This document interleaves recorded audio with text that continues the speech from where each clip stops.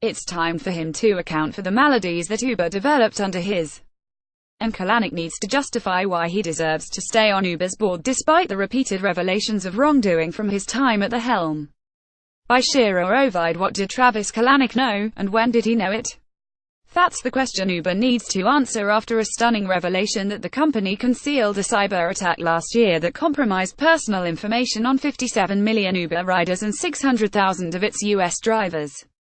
Bloomberg News reporter Eric Newcomer wrote Tuesday that the company fired its chief security officer and one of his deputies for concealing the cyber-attack, which ironically came at the same time that Uber was making up with regulators over misrepresentations of how it handled consumer and driver information. New Uber Technologies Inc. CEO, Dara Khosrowshahi, essentially fell on his sword and apologized for the company's data breach and inexplicable failure to disclose it promptly. What he left unsaid was the role of Kalanick, the CEO at the time of the cyber attack and still an active participant in the company's strategy and board of directors. The Bloomberg News article said Kalanick learned about in November 2016, a month after it happened.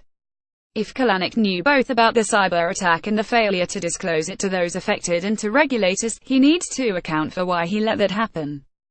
And if Kalanick didn't tell you, his fellow Uber board members, what happened, that is an equal stunner and deserves further explanation. And Kalanick must explain why people who worked for him repeatedly put the company, its customers and drivers in jeopardy by pushing the envelope of the law and normal standards of propriety.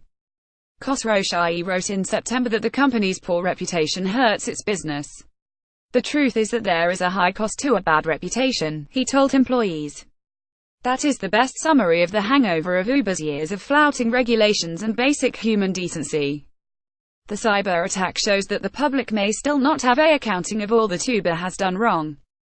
Changing the CEO doesn't change Uber's history, nor that his story's continued fallout for the company. Uber is trying to mend fences. Khosrowshahi has been on a goodwill tour of skeptical regulators and trying to calm employees who are frazzled after a year of crises. But Kalanick is still in the picture, and his association continues to throw Uber into tumult. It's time for him to account for the maladies that Uber developed under his. And Kalanick needs to justify why he deserves to stay on Uber's board despite the repeated revelations of wrongdoing from his time at the helm. This column does not necessarily reflect the opinion of Bloomberg LP and its owners. Travis Kalanick's board appointments widen divisions in Uber. Uber board trims power of former chief Travis Kalanick. Travis Kalanick names 2 directors without consulting Uber board. Uber founder Travis Kalanick resigns as CEO.